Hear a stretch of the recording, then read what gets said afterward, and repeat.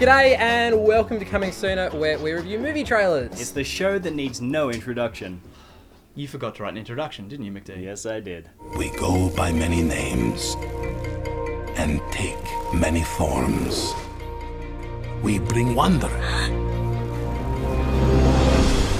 and hope. We bring joy and dreams.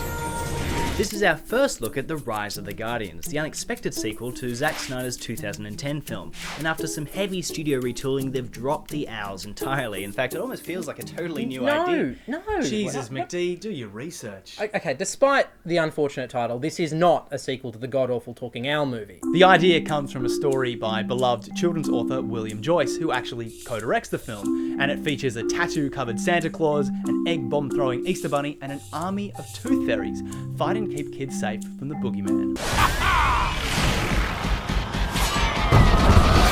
Yeah, if we've learned anything from Hollywood recently, there is literally no character that you can't give a gritty reboot to. We've had Batman, Teenage Mutant Ninja Turtles, even Snow White. It's the knee-jerk reaction whenever a story or idea eventually gets old and tired. Welcome to Coming Fucking Sooner, where we examine the dark, manipulative world of movie trailers. We're not the trailer reviewers you want. We're the trailer reviewers you deserve.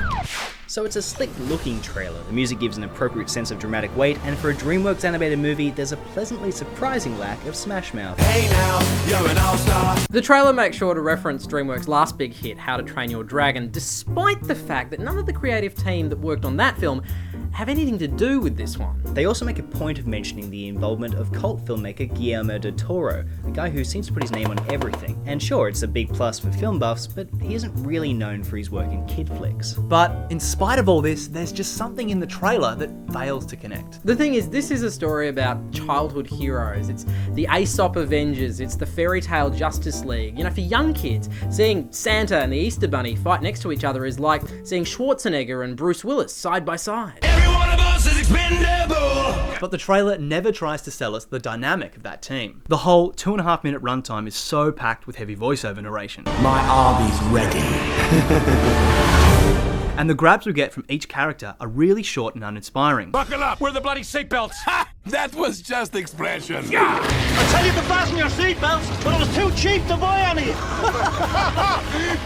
Why am I laughing? So the result is we never get to see the team properly interact. Which is probably because the team is actually missing a character, the main one. When they cut to the cast list, you'll notice they give the first credit to Chris Pine, a guy you don't hear from once. That's because he's playing Jack Frost, a character that's been completely removed from the trailer. It's an interesting and totally justifiable choice to want to limit the amount of information that this trailer has to convey. And look, given that Jack Frost is probably best known to cinema audiences, and this Hell has just frozen over.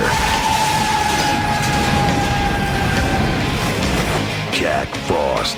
it's not hard to see why he was the one that got the cut. But after losing the main thread of the film, the trailer is really hindered in what they're able to show, and that hurts how they're able to market this thing. Yeah, it's a good effort, but unfortunately the trailer for Rise of the Guardians doesn't quite rise to the occasion.